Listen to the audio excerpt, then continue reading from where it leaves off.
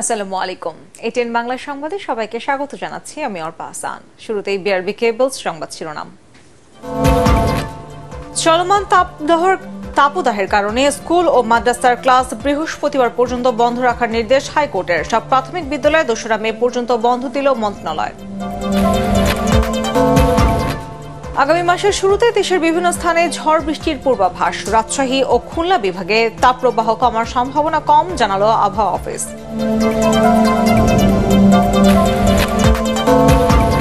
ওষুধের লাগামহীন মূল্যবৃদ্ধি রোধে কার্যকর ব্যবস্থা নেওয়ার নির্দেশ হাইকোর্টের। ওষুধ প্রশাসন অধিদপ্তরকে দ্রুত আদেশ বাস্তবায়নের আহ্বান।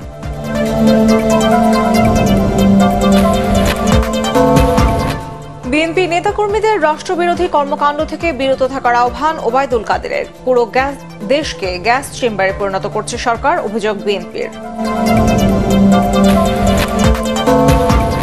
এবং হয়রানি বন্ধ ও সেবা সহজ করতে ওয়ান স্টপ সার্ভিস চালু করবে রাজুক। নগরের শৃঙ্খলা ফেরাতে কোনো ছাড় নয়, হুঁশিয়ারি গণপূর্ত সচিবের।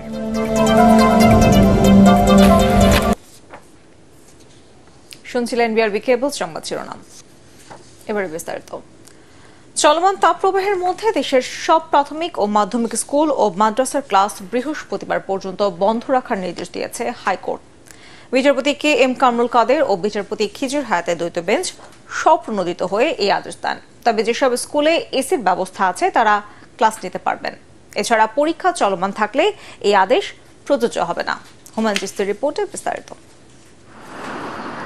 টানা কয়েক সপ্তাহ ধরেই তীব্র তাপদাহে পড়ছে সারা দেশ। সর্বোচ্চ তাপমাত্রা উঠেছে 43 ডিগ্রি সেলসিয়াস পর্যন্ত। স্মরণকালের সর্বোচ্চ তাপপ্রবাহে অস্থির জনজীবন। এই অবস্থার মধ্যেই শিক্ষা প্রতিষ্ঠান খোলা রাখার সিদ্ধান্ত নেয় সরকার। তবে প্রথম দিনেই রোববার সারা দেশে শিক্ষার্থী ও শিক্ষক সহ মোট 18 জনের মৃত্যুর ঘটনা ঘটে। বিভিন্ন গণমাধ্যমে প্রকাশিত ও প্রচারিত সংবাদ আমলে নিয়ে স্বপ্রণোদিত হয়ে প্রাথমিক ও মাধ্যমিক স্কুল এবং মাদ্রাসার ক্লাস বৃহস্পতিবার পর্যন্ত বন্ধ রাখার নির্দেশ দেয় হাইকোর্ট। কয়েকটা স্কুলে কয়েকজন ছাত্রছাত্রী অসুস্থ হয়েছে গরমে, এবং কয়েকজন শিক্ষক অসুস্থ হয়েছে। শুধু অসুস্থ না, কয়েকজন হিট স্ট্রোকে মারাও গেছেন। এর প্রেক্ষাপটে মাননীয় আদালতের দৃষ্টি আকর্ষণ করলেন যে যাতে আগামী আরও কয়েকদিন স্কুল বন্ধ রাখা যায়, যাতে করে বাচ্চারা বা শিক্ষকরা অসুস্থ না হন। তার প্রেক্ষাপটে মাননীয় আদালত বিবেচনা করে আগামী 2 মে বৃহস্পতিবার পর্যন্ত primary school, high school, college, মাদ্রাসা বন্ধ রাখার জন্য নির্দেশনা দিয়েছেন। তবে স্কুলে এসির ব্যবস্থা থাকলে ক্লাস নেওয়া যাবে বলে বলা হয়েছে আদেশে। এছাড়া পরীক্ষা চলমান থাকলে এবং কলেজ বিশ্ববিদ্যালয়ের ক্ষেত্রে এই আদেশ কার্যকর হবে না। কোনো পাবলিক পরীক্ষা এ লেভেল ও লেভেল সহ কোনো প্রতিষ্ঠান যদি শীততাপ নিয়ন্ত্রণের ব্যবস্থা রাখেন তাহলে সেগুলো পরিচালনা করতে পারবেন।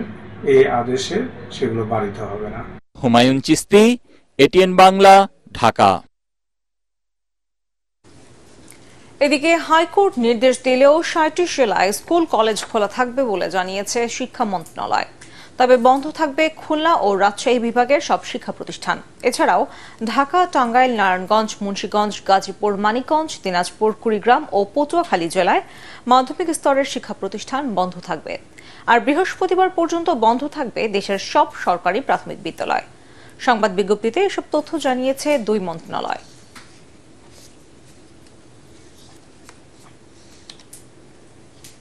আগামী 2রা মে থেকে দেশের বিভিন্ন স্থানে একটানা 4-5 দিন ঝড় বৃষ্টি শুরু হবে বলে পূর্বাভাস দিয়েছে আবহাওয়া অধিদপ্তর। তবে রাজশাহী ও খুলনা বিভাগে তাপপ্রবাহ খুব একটা কমবে না। কেন্দ্রীয় অফিসের আবহাওয়াবিদরা জানান, দক্ষিণ এশিয়া জুড়ে এল নিনোর প্রভাবে যে তাপবলয় সৃষ্টি হয়েছে তাই বাংলাদেশে এনেছে নজিরবিহীন তাপপ্রবাহ। আজ যশোরে সর্বোচ্চ তাপমাত্রা রেকর্ড করা হয়েছে 43 ডিগ্রি সেলসিয়াস, যা চলতি মৌসুমের সর্বোচ্চ। শফিউর রহমান তানিমের ক্যামেরায় আদিন সজীবের রিপোর্ট। টানা তাপপ্রবাহ, অসহনীয় গরমে কদিন আগে হিটস্ট্রোক হয় শেরেবাংলা নগর মহিলা কলেজের এই শিক্ষকের। এখন চোখে কম দেখছেন তিনি। বলছে ডায়াবেটিস আর প্রেশার দুইটা কন্ট্রোল করে নিয়ে আসেন, তাহলে আমরা 23 তারিখে আপনার চোখে লেজার দিব, তারপরে 27 তারিখে চোখে ইনজেকশন দিব, এটা না হলে অপারেশন করব। আমাদের শেষ চিকিৎসা আর নেই। খরতাপে প্রায় 1 মাস ধরে পুড়ছে দেশ, জ্বলছে পিচ ঢালা রাজপথ। দিশেহারা সবাই, ছাতা ক্যাপ কোনো কিছুতেই যেন মানছে না এই তাপ। তীর্থের কাকের মতো সবাই চেয়ে আছে বৃষ্টির অপেক্ষায়। জীবনে গরম জীবনে দেখিনি, গরমে তো গাড়ি চালানো যায় না, কষ্ট করে তা চালানি লাগে। রাইতে ডিউটি করছি, রুমে গরমে থাকা পেলাম না। অসুবিধে তো অনেক সমস্যা, গরমে তো তাপে তো খুলে দাঁড়ান। আবহাওয়া অফিস বলছে এল নিনোর প্রভাবে দক্ষিণ এশিয়া জুড়ে চলছে এই তাপপ্রবাহ। 2 মে ঝড়ো হাওয়া আর বৃষ্টিতে আপাতত তা থেকে মুক্তি মিলতে পারে। বিদ্যমান তাপপ্রবাহ 1 মে 2024 সাল পর্যন্ত অব্যাহত থাকবে। 2 তারিখের পর বৃষ্টিপাত বৃদ্ধি পাবে এবং এই বৃষ্টিপাতটা 4 থেকে 5 দিন বিচ্ছিন্নভাবে অব্যাহত থাকতে পারে। তবে আপনারা জানেন যে এই বজ্রঝড় সৃষ্টির প্রবণতা ক্রমান্বয়ে 18 সালের পর থেকেই কমে যাচ্ছে। অসহনীয় এই দাবদাহে রাজধানীর বিভিন্ন এলাকায় ক্লান্ত পরিশ্রান্ত মানুষের জন্য নানা সেবা সহযোগিতা নিয়ে এগিয়ে এসেছেন অনেকেই। পুরো দক্ষিণ এশিয়ায় একই অবস্থা চলছে। আবহাওয়া অফিসের তথ্যে এবার কিছুটা স্বস্তি পেতে পারেন, কিন্তু অসুবিধাটা হচ্ছে পুরো মে মাসটাই উষ্ণ। এই সময়টাতে তাপপ্রবাহ আবার আগের মতো হতেও পারে। সেজন্য প্রয়োজন বেশি সচেতনতা, তা না হলে হতে পারে হিট স্ট্রোক, যেটাতে অনেকেই এ পর্যন্ত প্রাণ হারিয়েছেন। আব্দিন সজীব, এটিএন বাংলা, ঢাকা। তাপপ্রবাহ থেকে বাঁচতে রাজধানীর বিভিন্ন পয়েন্টে প্রতিদিন পানি ছেটানো হচ্ছে বলে জানিয়েছেন ঢাকা উত্তর সিটি কর্পোরেশনের মেয়র আতিকুল ইসলাম। এছাড়া 35,000 রিকশা চালককে বিনামূল্যে ছাতা, খাবার স্যালাইন ও হাফ লিটার পানির বোতল দিচ্ছে ডিএনসিসি। পানির বোতল ফেরত দিলে 5 টাকা দেওয়া হবে। মেয়র বলেন, চিফ হিট অফিসারের পরামর্শে এসব কাজ করা হচ্ছে। শিশুদের টিকা প্রদানে অনলাইন কার্যক্রম ই-ট্র্যাকার জোরদার করার বিষয়ে এক অনুষ্ঠানে তিনি আরো বলেন, ঢাকা উত্তরের 54টি ওয়ার্ডে একটি করে কমিউনিটি ক্লিনিক তৈরি করা হবে।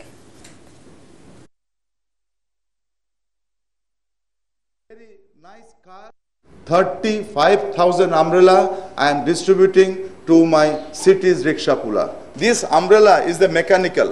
It is sitting on, we are fixed in the rickshaw. So if the rickshaw is taller than me, they need the longer size umbrella. So we can very much mechanically we did this kind of things. 1 umbrella, 12 saline, and 1 half liter of bottle. Why half liter? It is suggested by our chief heat officer. Don't throw this bottle. Please give it to us. I will give this bottle 5 taka, and also this is the half liter of bottles, and this is the saline, and many other companies have come to me already. থাইল্যান্ডের ব্যাংককে UN এসক্যাপের সম্মেলনে যোগদান শেষে আজ দেশে ফিরেছেন প্রধানমন্ত্রী শেখ হাসিনা। প্রধানমন্ত্রীকে বহনকারী বিমান বাংলাদেশ এয়ারলাইন্সের ফ্লাইটটি সকাল 11:25 হযরত শাহজালাল আন্তর্জাতিক বিমানবন্দরে অবতরণ করে। বিমানবন্দরে তাকে অভ্যর্থনা জানান মন্ত্রিপরিষদের সদস্য, প্রধানমন্ত্রীর মুখ্য সচিব সহ ঊর্ধ্বতন সরকারি কর্মকর্তারা। থাই প্রধানমন্ত্রী সেট্রা থাবিসেনের আমন্ত্রণে 2 দেশের মধ্যে দ্বিপাক্ষিক সম্পর্ক জোরদারে গত 24 এপ্রিল 6 দিনের সফরে থাইল্যান্ড গিয়েছিলেন প্রধানমন্ত্রী শেখ হাসিনা। পাশাপাশি যোগ দেন জাতিসংঘের এশিয়া ও প্রশান্ত মহাসাগরীয় অঞ্চলের অর্থনৈতিক ও সামাজিক কমিশন ইউএন এসক্যাপের 80তম সম্মেলনে। এই সফরকে প্রতিবেশী নীতির উপর বৃহত্তর ফোকাসের অংশ হিসেবে বর্ণনা করেছেন শেখ হাসিনা। গত 26 এপ্রিল ব্যাংককের গভর্নমেন্ট হাউসে দ্বিপাক্ষিক বৈঠক অনুষ্ঠিত হয় 2 দেশের প্রধানমন্ত্রীর মাঝে। উভয় নেতার উপস্থিতিতে দক্ষিণ পূর্ব এশিয়া এবং দক্ষিণ এশিয়ার দেশগুলোর মধ্যে দ্বিপাক্ষিক সম্পর্ক জোরদারে 5টি দ্বিপাক্ষিক নথি সই করে বাংলাদেশ ও থাইল্যান্ড। সব ধরনের ওষুধের লাগামহীন মূল্যবৃদ্ধি রোধে কার্যকর ব্যবস্থা নেওয়ার নির্দেশ দিয়েছে হাইকোর্ট। বিদেশ থেকে আমদানি করা অনুমোদনহীন ওষুধ বিক্রি বন্ধ করতে নির্দেশ দেওয়া হয়েছে। বিচারপতি মোস্তফা জামান ইসলাম ও বিচারপতি মোহাম্মদ আতাবুল্লার দ্বৈত বেঞ্চ রুল জারির পাশাপাশি এই আদেশ দেন। ওষুধ প্রশাসন অধিদপ্তরের মহাপরিচালক সহ সংশ্লিষ্টদের আদেশ বাস্তবায়ন করতে বলা হয়েছে। হুমায়ুন চিস্তির আরেকটি রিপোর্ট। ওষুধের অস্বাভাবিক মূল্যবৃদ্ধি নিয়ে প্রকাশিত সংবাদ সংযুক্ত করে হাইকোর্টে রিট আবেদন করে consumer association of Bangladesh cab. প্রতিবেদনে বলা হয়, 2 মাসে দেশের বিভিন্ন কোম্পানি তাদের ওষুধের দাম লাগামহীনভাবে বাড়িয়েছে। অন্তত 50 ধরনের ওষুধের দাম 20 থেকে 140% পর্যন্ত বাড়ানো হয়েছে। ওষুধ প্রশাসন খুবই নিষ্ক্রিয় এই বিষয়টাতে, যেখানে আইনের মধ্যে পরিষ্কার করে বলা আছে যে সমস্ত রকমের দেশীয় এবং বিদেশি ওষুধের মূল্য নির্ধারণ করবে হচ্ছে সরকার। কিন্তু আমরা দেখেছি যে 2000 সন থেকে 2022 সন পর্যন্ত সরকার কোনো রকমের মূল্য নির্ধারণ করেনি। এর মাধ্যমে ওষুধ কোম্পানিগুলো নিজেদের মতো করে স্বেচ্ছাচারিতামূলকভাবে ওষুধের মূল্য বৃদ্ধি করেছে এবং তাদের অতিরিক্ত দামের কারণে অনেকের আওতার বাইরেই চলে গেছে, যারা কিনে খেতে পারছেন না। প্রাথমিক শুনানি শেষে ওষুধের মূল্যবৃদ্ধি রোধে কার্যকর ব্যবস্থা নেওয়ার নির্দেশ দেন হাইকোর্ট। একই সাথে অব্যাহতভাবে ওষুধের মূল্যবৃদ্ধি রোধে কর্তৃপক্ষের নিষ্ক্রিয়তা কেন অবৈধ হবে না জানতে চেয়ে রুল জারি করেন আদালত। এছাড়াও বিদেশ থেকে আমদানি করা অনুমোদনহীন ওষুধ বিক্রি বন্ধ করতে নির্দেশ দেন উচ্চ আদালত। উভয় পক্ষের শুনানি শেষে আজকে মহামান্য আদালত রুল নির্দেশ জারি করেছেন। সকল প্রকার ফার্মাসিউটিক্যাল কোম্পানিগুলোকে বলা হয়েছে যাতে বিদেশ থেকে কাঁচামাল, ওষুধের কাঁচামাল আমদানি অনুমোদনবিহীনভাবে যেন তারা কাঁচামাল আমদানি না করতে পারে, বৈদেশিক ওষুধগুলো অনুমোদনবিহীনভাবে যেন বিক্রি করতে না পারে। আদালত আরেকটি নির্দেশনা দিয়েছেন, যে নির্দেশনাতে মহামান্য আদালত স্বাস্থ্য সচিব এবং স্বাস্থ্য অধিদপ্তরের মহাপরিচালক মহোদয়কে বলেছেন যে ওষুধ কোম্পানিগুলো যে নিজেদের ইচ্ছামাফিক ওষুধের মূল্য নির্ধারণ করছে সেটা বন্ধে কার্যকর পদক্ষেপ গ্রহণ করার জন্য। অস্বাভাবিকভাবে দাম বাড়ানো ওষুধ কোম্পানিগুলোর বিরুদ্ধে ব্যবস্থা নিয়ে স্বাস্থ্য অধিদপ্তরের মহাপরিচালককে 30 দিনের মধ্যে আদালতকে জানাতে বলা হয়েছে। দাখিল করার জন্য সুনির্দিষ্ট। হুমায়ুন চিস্তি, এটিএন বাংলা, ঢাকা। বিএনপি নেতাকর্মীদের রাষ্ট্রবিরোধী ও সন্ত্রাসী কর্মকাণ্ড থেকে বিরত থাকতে আহ্বান জানিয়েছেন আওয়ামী লীগ সাধারণ সম্পাদক ওবায়দুল কাদের। এক বিবৃতিতে বিএনপিকে সন্ত্রাসী দল আখ্যা দিয়ে ওবায়দুল কাদের বলেন, দলটির নেতারা নিজেদের অত্যাচারিত নির্যাতিত দেখিয়ে সিম্প্যাথি কার্ড খেলার অপচেষ্টা করছে। তিনি বলেন, জনগণের জন্য রাজনৈতিক কোনো কর্মসূচি দেওয়ার ব্যর্থতা ঢাকতে বিএনপি মহাসচিব মির্জা ফখরুল ইসলাম আলমগীর নিয়মিতভাবে গণমাধ্যমে প্রতিনিয়ত অত্যাচার নির্যাতনের মিথ্যা ও ভিত্তিহীন গল্পের অবতারণা করছেন। আওয়ামী লীগ জনগণের ম্যান্ডেট নিয়ে ক্ষমতায় আছে জানিয়ে আওয়ামী লীগ সাধারণ সম্পাদক বলেন, পঞ্চমবারের মতো প্রধানমন্ত্রী নির্বাচিত হওয়ায় শেখ হাসিনাকে উষ্ণ অভিনন্দন জানিয়েছে বিভিন্ন দেশ ও সংস্থা। কিন্তু অস্তিত্ব সংকটে থাকা রাজনৈতিক দেউলিয়া বিএনপি আওয়ামী লীগ সরকারের অস্তিত্ব নিয়ে কথা বলছে, যা হাস্যকর।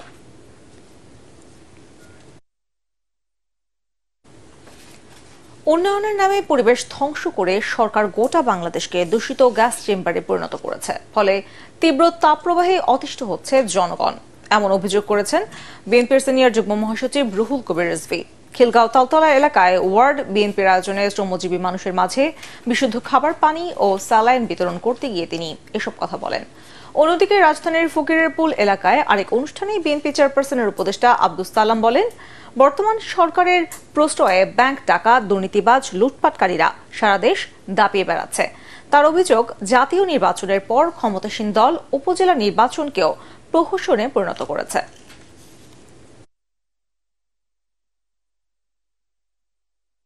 জনগণ একটু বুক ভরে শ্বাস নিতে চায়, কিন্তু আপনি তো সেটা দেননি। আপনি ওদের অক্সিজেন কেড়ে নিয়েছেন, আপনি ওদের নিঃশ্বাস প্রশ্বাস কেড়ে নিয়েছেন। আপনি একটি তথাকথিত উন্নয়নের নামে আপনি একটি গ্যাস চেম্বার, বিষাক্ত গ্যাসের চেম্বার বানিয়েছেন গোটা বাংলাদেশ। উন্নয়ন হলো আওয়ামী লীগের, কারণ এই মেগা উন্নয়নের নামে মেগা চুরি। পাকিস্তানের প্রধানমন্ত্রী ওনাদেরকে সার্টিফিকেট দিছে, এই সার্টিফিকেট ওবায়দুল কাদের আপনি গলায় ঝুলায় রাখেন। বাংলাদেশের মানুষ এই সার্টিফিকেট চায় না।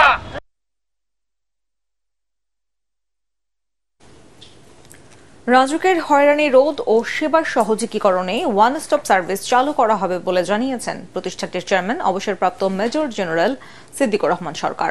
আর নগরের শৃঙ্খলা ফেরাতে কাউকে ছাড় দেওয়া হবে না বলে জানান গণপূর্ত সচিব। রাজধানীতে এক কর্মশালায় এসব কথা বলেন তারা। তরিক ইসলামের রিপোর্টে বিস্তারিত।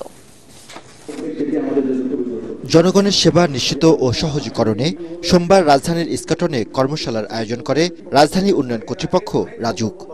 এতে অংশ নেন গণপূর্ত, ফায়ার সার্ভিস, সামাজিক সংগঠন সহ অংশীজনরা। উঠে আসে সমস্যা ও সীমাবদ্ধতার নানা বিষয়। প্রথম দিকে দূরদর্শিতার অভাবের কারণে এটা তৈরি হয়েছে। রাজধানী ঢাকার বাসযোগ্যতা ফেরাতে প্রকৃতি নির্ভর পরিকল্পনার পরামর্শ দেন নগরবিদরা। অনুমোদন নেয় না কেন? তার মানে আমি যে নীতিমালাটা করে রেখেছি সেখানে অনুমোদন নেওয়ার মতো কোনো ব্যবস্থা নেই। জনগণকে ভোগান্তি দিয়ে আপনি কখনোই কৃতিত্বপূর্ণ সেবাদানকারী সংস্থাপন্ন হতে পারবেন না। এ সময় আন্তরিকতার সাথে সেবা প্রদানে রাজুক কর্মকর্তাদের প্রতি আহ্বান জানান গণপূর্ত সচিব। আমি যদি সরকারি চেয়ারে বসে বিশ্বাস করি যে এখান থেকে আমার বেতনের বাইরে আরো কিছু ইনকাম করবার সুযোগ আছে এবং সেটা যদি আমি করতে থাকি, তাহলে বদলে পরামর্শ ব্যতীত কোনো ক্রমেই ভালো সেবা দেওয়া সম্ভব নয়। রাজুকের সকল সেবা ডিজিটালাইজেশন করা হবে বলে জানান প্রতিষ্ঠানটির চেয়ারম্যান। একটা কমপ্লিট প্যাকেজ থাকবে এবং এমন একটা জিনিস হবে ইনশাল্লাহ যে কেউ যদি একটা ফ্ল্যাট কিনতে চায় সে তার বাড়িতে বসেই এই যে একদম আর্কিটেক্ট সাহেব বলছেন সে চেক করতে পারবে যে বিল্ডিং এ ফায়ার মানে সিস্টেম ঠিক আছে কিনা, তারপরে হলো যে এটার স্পেস কত, সমস্ত কিছু ওখান থেকে সে কার্যক্রম করতে পারে। এবং ফ্ল্যাট এবং প্লট হস্তান্তরের যে মানে জটিল জিনিস এগুলো আমরা আসলে সহযোগিতা করব।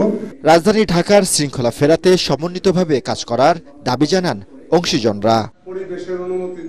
তরিক ইসলাম, এটিএন বাংলা, ঢাকা।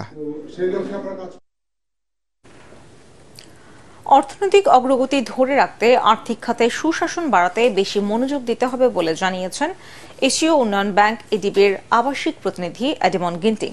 রাজধানীতে মেট্রোপলিটন চেম্বারের ত্রৈমাসিক সভায় তিনি বলেন, ব্যাংক খাত, রাজস্ব প্রশাসন, সরকারি কেনাকাটা ও বিনিয়োগে সুশাসন নিশ্চিতে সবচেয়ে বেশি জোর দেওয়া উচিত। এডেমন গিন্টিং এর মতে সুশাসন ছাড়াও জলবায়ু পরিবর্তন, মানব সম্পদ উন্নয়ন ও অর্থনীতির বহুমুখীকরণে সরকারকে পরিকল্পনা করতে হবে। মূল্যস্ফীতি ও ডলারের বিনিময় হার নির্ধারণে কার্যকর পদক্ষেপ দরকার বলেও জানায় এডিবি। শিল্পের অর্থায়ন নিশ্চিতে পুঁজিবাজার উন্নয়নের তাগিদ দিয়ে এডেমন গিন্টিং বলেন, বাংলাদেশের অর্থনৈতিক অগ্রযাত্রায় পাশে থাকবে এডিবি।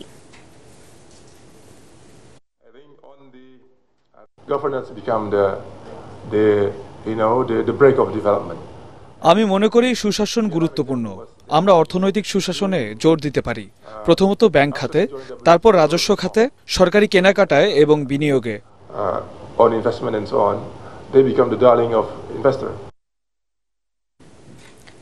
সংসদ নির্বাচনের চেয়ে উপজেলা নির্বাচনে ভোটার উপস্থিতি বেশি হবে ধরে নিয়ে নিরাপত্তা প্রস্তুতি নিচ্ছে স্বরাষ্ট্র মন্ত্রণালয়। এ কারণে কেন্দ্রে কেন্দ্রে সশস্ত্র পুলিশ ও আনসার বাড়ানো হচ্ছে। ব্যালট পেপার কেন্দ্রে পৌঁছানোর ক্ষেত্রেও নেওয়া হবে বাড়তি সতর্কতা। সচিবালয় উপজেলা নির্বাচনকে সামনে রেখে এক সমন্বয় সভায় এসব সিদ্ধান্ত নেওয়া হয়। ফজলে রাব্বির রিপোর্টে বিস্তারিত। আগামী 4 মে শুরু হচ্ছে উপজেলা পরিষদ নির্বাচন। অন্যান্যবারের মতো এবারও 4 ধাপে সারা দেশে উপজেলা পরিষদ নির্বাচন অনুষ্ঠিত হবে। 25 মে হবে শেষ ধাপের নির্বাচন। অন্যান্য নির্বাচনের মতো এবারও রিটার্নিং অফিসারের দায়িত্ব পালন করবেন অতিরিক্ত জেলা প্রশাসক ও নির্বাচন কর্মকর্তারা। তবে ভোটের দিন এবং এর আগে পরের পরিস্থিতি স্বাভাবিক রাখতে আইন শৃঙ্খলা রক্ষায় নেওয়া হবে বিশেষ ব্যবস্থা। প্রতিটি স্বাভাবিক সেন্টারে অস্ত্রসহ পুলিশ থাকবে 3 জন এবং অস্ত্রসহ আনসারের পিসি, এপিসি থাকবে 3 জন। মোট 6টি অস্ত্রধারী সদস্য থাকবে এবং প্রতিটা বুথ ম্যানেজমেন্টের জন্য মিনিমাম 10 জন আনসার থাকবে এবং 6টির অধিক সংখ্যক বুথ যেখানে আছে সেখানে অতিরিক্ত 1 জন করে থাকবে। আর গুরুত্বপূর্ণ সেন্টারগুলোতে পুলিশ সদস্য থাকবে 4 জন অস্ত্রসহ এবং আনসার সদস্য থাকবে 3 জন, পিসি, এপিসি অস্ত্রসহ এবং টোটাল 17 থেকে 18 জন আমাদের ফোর্স মোতায়েন থাকবে। কেন্দ্রে কেন্দ্রে ব্যালট পেপার পৌঁছানো, নির্বাচনী আচরণবিধি সংক্রান্ত অভিযোগের নিষ্পত্তি এবং নির্বাচনের আগে পরে আইন শৃঙ্খলা পরিস্থিতি নিয়ন্ত্রণে রাখতেও বিশেষ ছক অনুযায়ী স্থানীয় প্রশাসন কাজ করবে বলে জানান স্বরাষ্ট্র সচিব। প্রতিটি ইউনিয়নে 1 জন করে নির্বাহী ম্যাজিস্ট্রেট নিয়োজিত থাকবে। প্রতিটি উপজেলায় 1 জন নির্বাহী ম্যাজিস্ট্রেট থাকবে। আমাদের কন্ডাক্ট রুলটাকে প্রতিপালন হচ্ছে কিনা এটা দেখভাল করার জন্য ভোটের 2 দিন আগে, ভোটের দিন এবং ভোটের পরবর্তী 2 দিন আমাদের স্ট্রাইকিং ফোর্স বা মোবাইল ফোর্স থাকবে। প্রতিটি গড়ে 5টি সেন্টারের জন্য একটি টিম থাকবে। উপজেলা নির্বাচনে সহিংসতার কোনো গোয়েন্দা তথ্য না থাকলেও সুষ্ঠু নির্বাচনের জন্য এই বাড়তি ব্যবস্থা নেওয়া হচ্ছে বলে জানান কর্মকর্তারা। ফজলে রাব্বি, এটিএন বাংলা, ঢাকা। সারা দেশের বেসরকারি শিক্ষা প্রতিষ্ঠানে কর্মরত শিক্ষকদের বদলি নীতিমালা প্রণয়নের নির্দেশ দিয়েছেন হাইকোর্ট। আগামী 3 মাসের মধ্যে শিক্ষা সচিব, মাউসি সহ সংশ্লিষ্টদের এই আদেশ বাস্তবায়ন করতে বলা হয়েছে। এ বিষয়ে এক আবেদনের প্রাথমিক শুনানি শেষে বিচারপতি নাইমা হায়দার ও বিচারপতি কাজী জিনাত হকের দ্বৈত বেঞ্চ এই আদেশ দেন। এর আগে বিভিন্ন জেলার এমপিওভুক্ত শিক্ষা প্রতিষ্ঠানের শতাধিক শিক্ষক বদলি নীতিমালা তৈরির নির্দেশনা চেয়ে হাইকোর্টে রিট করেন। রিটকারীর আইনজীবী বলেন, এই আদেশের মাধ্যমে শিক্ষকদের দীর্ঘদিনের আশা ও দাবি পূরণ হলো। সংশ্লিষ্টরা আদালতের রায় অনুসরণ করে দ্রুত নীতিমালা প্রণয়ন করবে। হাইকোর্ট নির্দেশ দিয়েছেন যে আগামী 3 মাসের ভিতরে 90 দিনের ভিতরে যাতে বেসরকারি শিক্ষা প্রতিষ্ঠানের শিক্ষক কর্মচারীরা বদলি হতে পারে, এই ধরনের বদলি নীতিমালা প্রণয়নের জন্য আমি আশা করি যে যথাযথ কর্তৃপক্ষ, সংশ্লিষ্ট যে কর্তৃপক্ষ রয়েছে তারা মহামান্য হাইকোর্টের এই আদেশের প্রতি সম্মান প্রদর্শন করে যেহেতু তারা উদ্যোগ নিয়েছে, এই বদলি নীতিমালাটি প্রণয়ন করবে। আর এই বদলি নীতিমালাটি প্রণয়ন করলে এই বেসরকারি শিক্ষা প্রতিষ্ঠানের শিক্ষক কর্মচারীদের দীর্ঘদিনের যে কষ্ট সেটা লাঘব হবে বলে আমি মনে করি। বাংলাদেশ থেকে এবছরই আম আমদানিতে চীন আগ্রহ দেখিয়েছে বলে জানিয়েছেন কৃষিমন্ত্রী আব্দুস শহীদ। এজন্য চীনের একটি বিশেষজ্ঞ দল জুন মাসে দেশে আসবে বলেও জানান তিনি। সচিবালয়ে চীনের রাষ্ট্রদূত ইয়াও ওয়েনের সাথে সৌজন্য সাক্ষাৎ শেষে এসব কথা জানান কৃষিমন্ত্রী। তিনি জানান, বাংলাদেশের কৃষিকে আধুনিক ও যান্ত্রিকীকরণ করতে চীনের বিনিয়োগ ও কারিগরি সহায়তা চাওয়া হয়েছে বলেও জানান তিনি। এ সময় কৃষিখাতে পারস্পরিক সহায়তার উপরও গুরুত্বের সাথে আলোচনা হয়।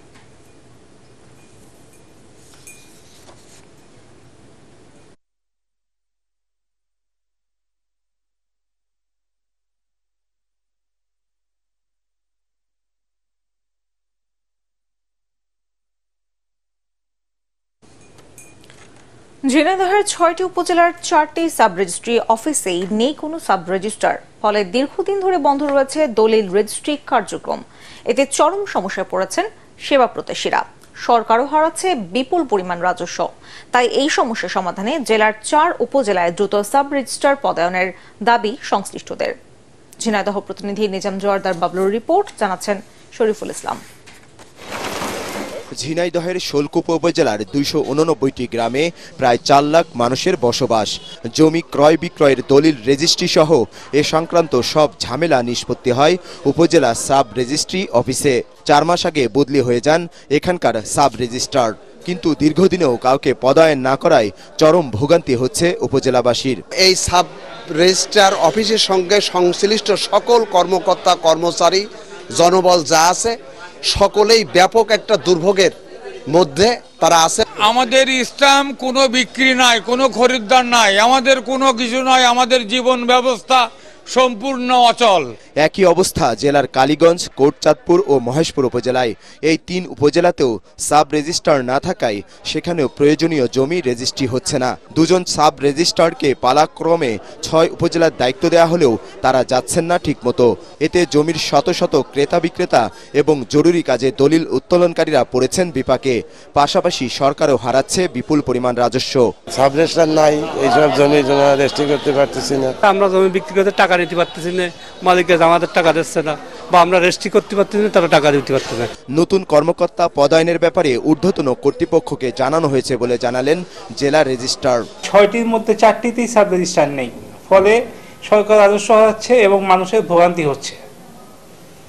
আমরা ঊর্ধ্বতন কর্তৃপক্ষকে বিষয়টি জানিয়েছি, আশা করি শীঘ্রই শূন্যস্থানে নতুন সাব রেজিস্ট্রার হবে, নিয়োগ দেওয়া হবে। 4 মাস আগেও ঝিনাইদহের সাব রেজিস্ট্রি অফিসগুলো থেকে মাসে 1.5 থেকে 2 কোটি টাকা রাজস্ব আদায় হলেও বর্তমানে তা নেমে এসেছে অর্ধেকে। Bureau report, ATN Bangla. নওগাঁয় বাণিজ্যিকভাবে চাষ হচ্ছে উচ্চ মূল্যের পুষ্টিগুণ সম্পন্ন ফল মালবেরি। পরীক্ষামূলকভাবে এই ফল চাষে ব্যাপক সাফল্য পেয়েছেন সাতপাহাড় উপজেলার বরেন্দ্র এগ্রো পার্কের উদ্যোক্তা সোহেল রানা। তার এই সাফল্য দেখে আগ্রহ বাড়ছে যুবকদের মাঝে। বাজারে ভালো দাম পাওয়া গেলে আগামীতে জেলায় মালবেরি সম্ভাবনাময় ফল হবে বলে মনে করছে কৃষি বিভাগ। নওগাঁ প্রতিনিধি রায়হান আলমের রিপোর্ট, জানাচ্ছেন আশিকুর রহমান। সাপাহাড় উপজেলার বরেন্দ্র এগ্রো পার্ক নামের এই খামারটি অবশ্য বিচিত্র ও দুর্লভ উদ্ভিদের সমারোহের কারণে আগে থেকেই দেশে বৃক্ষপ্রেমীদের কাছে পরিচিত। খামারের উদ্যোক্তা সোহেল রানা বিভিন্ন দেশ থেকে মালবেরির 8টি জাত সংগ্রহ করে পরীক্ষামূলকভাবে চাষ শুরু করেন। প্রথমবারেই পান সফলতা, এরপর চাষ শুরু করেন বাণিজ্যিকভাবে। এবছর ফলন এসেছে প্রচুর। বরেন্দ্র এগ্রো পার্কের গাছে গাছে থোকায় থোকায় এখন মিষ্টি টক স্বাদের মালবেরি ফল। বাজারে এর চাহিদা থাকায় প্রতি কেজি মালবেরি বিক্রি করছেন 500 টাকা কেজি দরে। আমাদের পরিকল্পনা আছে আরো বেশি এটা সম্প্রসারণ করেন, কারণ ফলটাতে কোনো কীটনাশক লাগে না, আরোগ বালাই খুবই কম, প্রচুর ধরে, মার্কেটে চাহিদাও আছে। পাশাপাশি আমরা এই বছর ফল প্রক্রিয়াজাতকরণ শুরু করব। মালবেরি চাষে খরচ কম, খেতে সুস্বাদু ও বাজার দর ভালো হওয়ায় অনেকেই আগ্রহী হচ্ছেন এই ফল চাষে। এখানে আমরা ঘুরতে আসছি, দেখলাম অনেক সুন্দর মালবেরি, থোকায় থোকায় গাছের। আমিও চিন্তা ভাবনা করতেছি যে আমিও মালবেরি চাষ করব, কিভাবে মালবেরি চাষ করা যায় সেই পরামর্শ সোহেল ভাইয়ের কাছ থেকে করব। নতুন কোনো উদ্যোক্তা মালবেরি চাষে আগ্রহী হলে তাদেরকে মাঠ পর্যায়ে সব ধরনের সহযোগিতা করা হবে বলে জানালেন এই কৃষি কর্মকর্তা। আগামী দিনে মালবেরি নওগাঁয় একটা সম্ভাবনাময় ফল হিসেবে আবির্ভূত হবে বলে আমরা বিশ্বাস করি এবং মালবেরি চাষে আমরা উদ্যোক্তা কৃষকদের প্রয়োজনীয় পরামর্শ দিয়ে তাদের সহযোগিতা করে আসছি।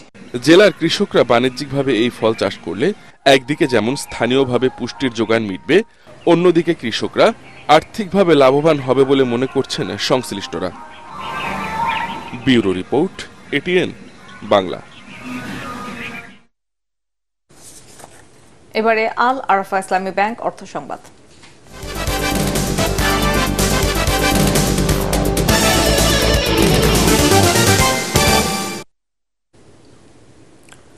মূল্যস্ফীতি কেন নিয়ন্ত্রণ করা যাচ্ছে না তা বাংলাদেশ ব্যাংকের কাছে জানতে চেয়েছে ঢাকা সফররত আইএমএফ প্রতিনিধি দল।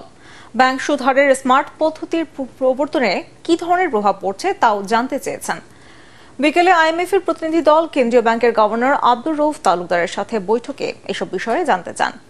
ডলারের একক বিনিময় হারের ক্ষেত্রে ট্রোলিং এর সর্বোচ্চ আর সর্বনিম্ন রেট কত হতে পারে তা আলোচনা করে ঠিক করার পরামর্শ দেয় প্রতিনিধি দল। আর্থিক খাতে জলবায়ু পরিবর্তনের প্রভাব মূল্যায়নের পরামর্শ দেওয়া হয়েছে বলে জানান বাংলাদেশ ব্যাংকের মুখপাত্র মেজবাউল হক।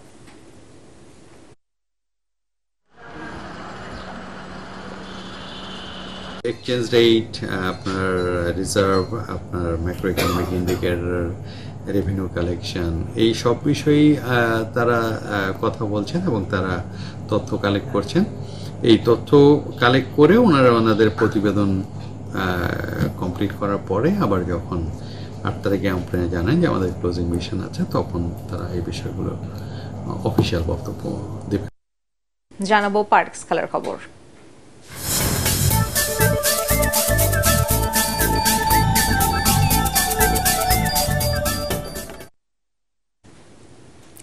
পাঁচ ম্যাচ সিরিজের দ্বিতীয় টি-20তে কাল ভারতের মুখোমুখি হবে বাংলাদেশের মেয়েরা। প্রথম ম্যাচে 44 রানে হারায় সিরিজের সমতা ফেরার মিশন নিগার সুলতানা জ্যোতিদের সামনে। অন্যদিকে কোচিং স্টাফরাও আগামী বিশ্বকাপের আগে সেরা স্কোয়াড বাছাইয়ে চোখ রাখবে ক্রিকেটারদের পারফরমেন্সে। সেপ্টেম্বরে ঘরের মাঠে টি-20 বিশ্বকাপের আগে এই সিরিজকে প্রস্তুতি হিসেবে নিচ্ছে স্বাগতিক দল। যদিও ফর্মটা ভালো যাচ্ছে না নিগার সুলতানা জ্যোতিদের। সবশেষ সিরিজে অস্ট্রেলিয়ার বিপক্ষে 3-0 হোয়াইট ওয়াশ হয় টাইগ্রেসরা। সিলেট আন্তর্জাতিক ক্রিকেট স্টেডিয়ামে বিকেল 4টায় শুরু হবে ম্যাচটি। প্রিমিয়ার ক্রিকেটে গাজী টায়ার্স ক্রিকেট একাডেমিকে 7 উইকেটে হারিয়েছে রূপগঞ্জ টাইগার্স ক্রিকেট ক্লাব। বিকেএসপিতে টস জিতে ব্যাটিংয়ের সিদ্ধান্ত নেয় গাজী টায়ার্স, কিন্তু তারেক জনিদের নিয়ন্ত্রিত বোলিংয়ে রানের চাকা সচল রাখতে পারেনি তারা। তাদের নির্ধারিত 50 ওভারে 7 উইকেটে 206 রান তোলে গাজী টায়ার্স। সর্বোচ্চ 52 রান করেন অধিনায়ক তাহজিবুল ইসলাম। জবাবে রবিনের 74 আর জসিমউদ্দিনের 77 রানে 34 ওভার 1 বলেই জয়ের লক্ষ্যে পৌঁছে যায় রূপগঞ্জ টাইগার্স ক্রিকেট ক্লাব।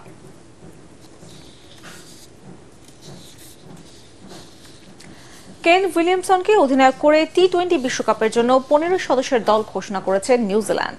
উইলিয়ামসনের এটা অধিনায়ক হিসেবে 4র্থ বিশ্বকাপ হতে চলেছে। 15 সদস্যের দলের সবচেয়ে অভিজ্ঞ ক্রিকেটার টিম সাউদি। এই ফাস্ট বোলারের 7ম বিশ্বকাপ হতে যাচ্ছে। দলে থাকা আরেক ফাস্ট বোলার ট্রেন্ট বোল্টের 5ম বিশ্বকাপ হবে। দলে শুধু পেসার ম্যাট হেনরি আর অলরাউন্ডার রাচিন রবীন্দ্রই এখনও টি-20 বিশ্বকাপ খেলার অভিজ্ঞতা নেই। নিউজিল্যান্ডের 15 জনের দলের 13 জনই 2022 সালে ওয়েস্ট ইন্ডিজ সফরে দলে ছিলেন। পরবর্তী সংবাদ দেখার আমন্ত্রণ জানিয়ে এখনকার মতো শেষ করছি। এটিএন বাংলার সংবাদ ইউটিউবে দেখতে ব্রাউজ করুন youtube/ATN Bangla News। ধন্যবাদ সবাইকে।